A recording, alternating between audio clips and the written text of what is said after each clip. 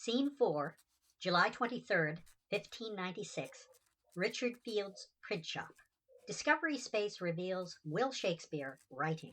Nearby are Holinshed's chronicles, famous victories of Henry V, a bottle, goblets, and candle. Will lifts Holinshed to read. In Blackfriars Hall at London was Sir John Oldcastle, fourth Lord Cobham, fully heard, whereat th' Archbishop Canterbury did at last him as an heretic denounce. The Duke of Bedford, regent of the realm, did him condemn. To St. Giles' Field Sir John was drawn, then hanged in chains and burned to death. Enter Will Kemp, breathless, holding a parchment. Will sets down Holinshed, but continues writing. Good even, Kemp. My news these neither be. Nor good nor even? Nay, then hear thou mine, which surely good to even surly thee will seem. No bill of goods to dupe thy face uneven, whom my news ought much delight. My news will pitch thy joy upon the rocks. My news will pitch the rocks upon thy woe. The Privy Council yesterday a letter sent, of which I here a copy true do hold, to Justices of Surrey and Middlesex. A Middlesex is not unhappy news, it iridescent opportunities. I would thou wouldst a while thy wit retire. Nay, even if its sex doth middling rate, far more than sex alone doth constitute the poor bare forked animals we are, and so with metal meddle not. Fie, Will, I'm a person, not a play. I prithee, list my matter, less thine art. Will sets aside his pen. Begone, unkempt discourtesy for my Kemp. Cry mercy, it's hard to stop when I do write, so sit thee down and pour thyself some sack, and welcome to this midnight writer's mill that I've of Richard Field his print shop made. The plague, it seemeth, fresh hath city struck. The plague's indeed a pest, a pox upon't. This letter doth us players all restrain from using plays in places usual. Will inspects the letter. In places usual. Ay, Shoreditch too, despite it standeth out the city walls. This speaketh mere of plague, but smelleth more of mayor's hand. I quit. Who us doth hate, and thus disease doth feed the despot's might. I quit.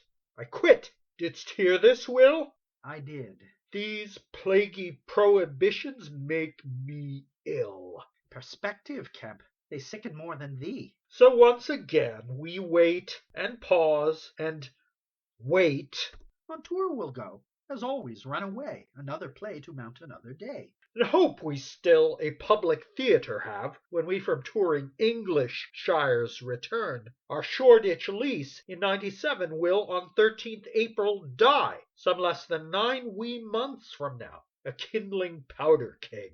A kinder keg of grog that day might crown, for artisans that Burbage late did hire, the Friars stage can renovate, while we to English countryside retreat. More gold I on the continent could make in any month than we have made in all our slogging years upon the English Isle. The English Isle, admit, be not the givingest on earth, and yet our language they can speak and understand. Unlike the springs from which thy banter floweth, my gifts, the dance, the tumbling, music, mime, depend upon the body, not the word. Thy body's flabbergasting plenty doth indeed amaze and stupefy the world. And what I do I anywhere could do. 'Tis true, most rampant Kemp, thy broad repute, more broad perhaps in middle than it ends, already doth o'er-infestate the globe. Thou knowest not, who ne'er this rock hast left, the wonders I have seen cross the sea. But, Kemp, I have seen all those lands and more, within the vaporous figments of my head. Thy vaporous figments then reveal as well all Europe doth already praise my name. And so my vital, graceful, lump-lard clown, a mime of continental vast renown, creator of Nick Bottom in the Dream, of Lance with Crab in my Two Gents the Stream, a founding member of Lord Chamberlain's men, the voice of honest drudge and citizen, beloved head to toe by all and me, hath now decided he will up and flee. Thy verse impromptu, Will, doth much me touch. but bottom swaggered neath a donkey's head. The blasted dog did me his lance upstage. Yea, both the clowns thou namest overreached, and did not fathom any puns they spake. Apart, I've writ, a world apart from these. Let go, mine every part hath stooped. I here refer unto a future role. Thou all thy news hast told, now hear thou mine. The Henriad, hast thou to it returned? Behold the crypts whose dead our scripts do rob. As if elevating consecrated bread and wine, Will lifts the Holinshed and famous victories, shows them to his imaginary congregation, kisses them, presents them for Kemp as well to kiss, and replaces them. These thrill. I laud thee, Will, yet still I quit. Not now, I beg of thee, not now. The greatest role I've ever hatched, and like will ever hone, doth now thy body need.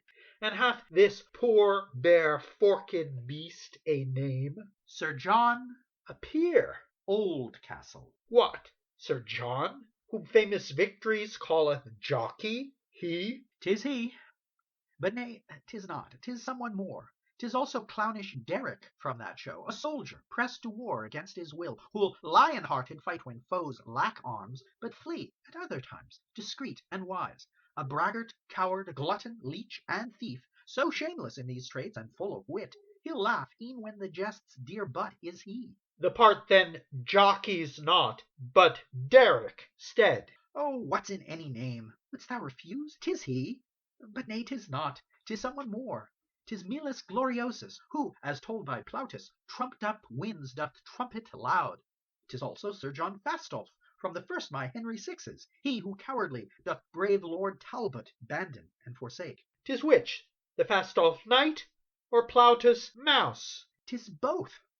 But nay, 'tis not, 'tis someone more. 'Tis jesting, mischief-making vice, the Lord Misrule, iniquity in old morality plays, o'erturning topsy-turvy dignity to everyone's transgressive fear and mirth, but only for a nonce, as virtue doth a holiday betake, and after which be thou and thy companions keenly whipped. 'Tis then the Lord of Misrule that odd play. 'Tis he.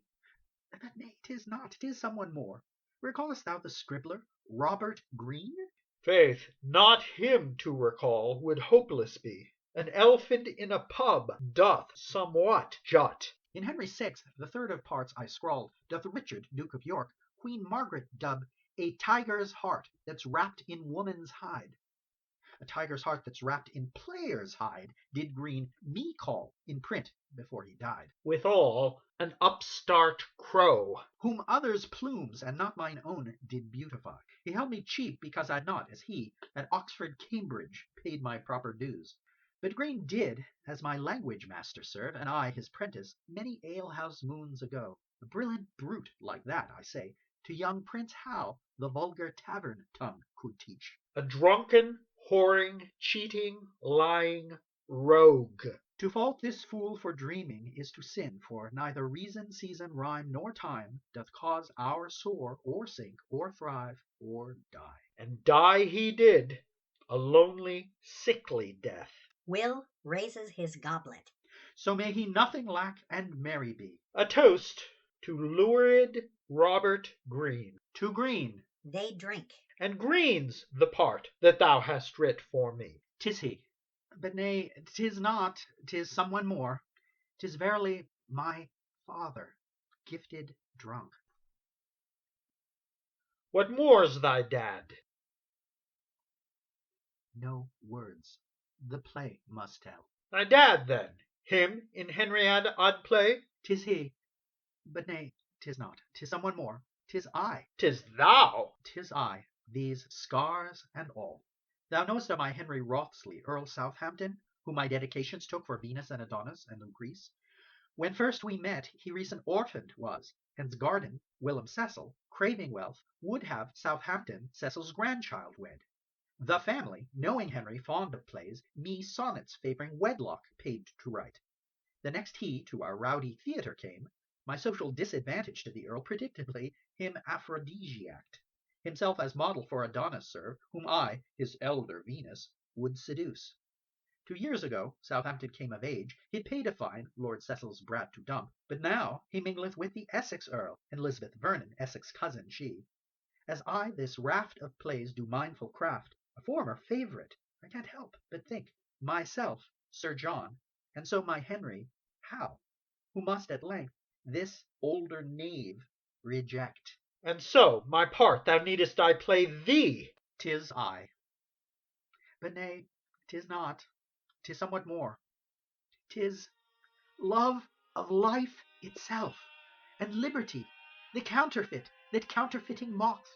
Survival, dodging, heroism, sword, the actor staging lazzi, bits and jests to hide the horrid greatest jest of all. Prince Hal, his dad, his brothers, Hotspur, all the honor-seeking heroes rush toward death, and drag to hell beside them those they use. Sir John doth too the king's impress exploit, but only 'cause the king hath wrought the war. Meanwhile our Sir John, he doth survive. Oh, Kemp, these plays, this part, this giant part, thou in it were sprouted, each for each. I never before hath heard thee speak so warm. Methinks perchance this part doth not exist. Then cursed be thy thought, for Chamberlain Lord, our company's patron, and Ed Tilney, he the rebels' master, have together they 2 plays already of the 3 approved. 'Tis true, the scripts I have composed in full, which I have called of Henry IV, my first and second lovely, lovely parts. The third, of Henry V, I still do write. 'Tis not enough. I will not quit my quitting. His death! A splendid gory death he'll have. Though not in famous victories, 'tis said in Holinshed that Hal, turned Henry V, did's dear old friend Sir John soon execute. A martyr, heretic, and seditionist. A clown, to draw and quarter, and to burn. 'Twill far outstrip the stabbed Mercutio. But Will, thou hast this death not yet writ out. Enter Dick Burbage, unnoticed, overhearing. The grave, the grave, the grave, the grave, the grave. How did he know Know what? my deadly news? We know it not.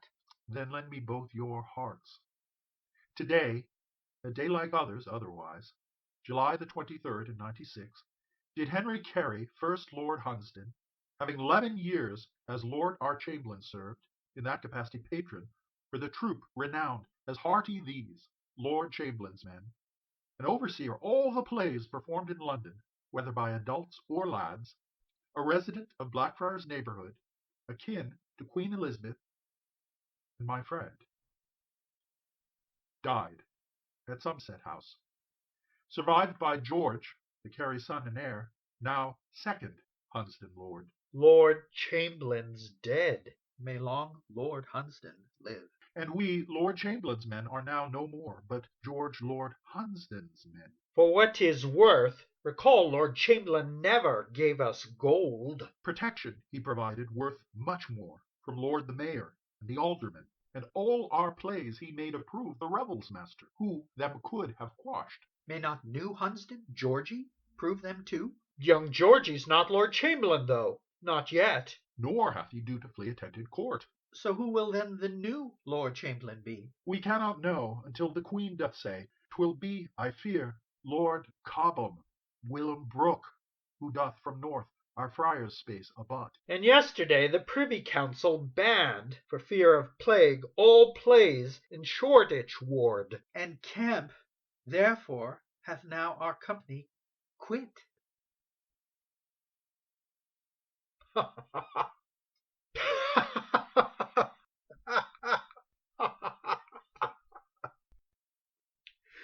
To be the worst, Lord Hunsdon's wretched men, the lowest, most dejected things of fate, stand still in espérance, live not in fear. The lamentable change is from the best, the worst alone to laughter do return. An ensemble appears in the music gallery and plays a high-spirited tune.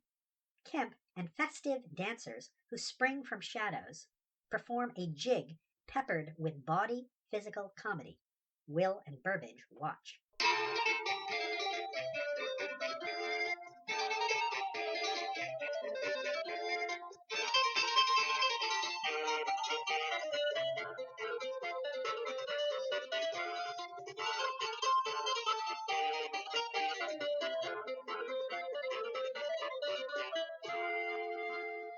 Ensemble and dancers vanish.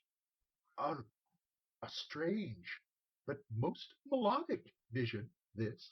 Thy jig being up, dear Kemp, I pray, explain. Wilt thou remain among our brothers' band? Wilt thou, my worst to laughter, speech, purloin? Will always doth. I will. On tour we forge, in England, crying, God for good St. George! Discovery space closes, within which exunt omnes.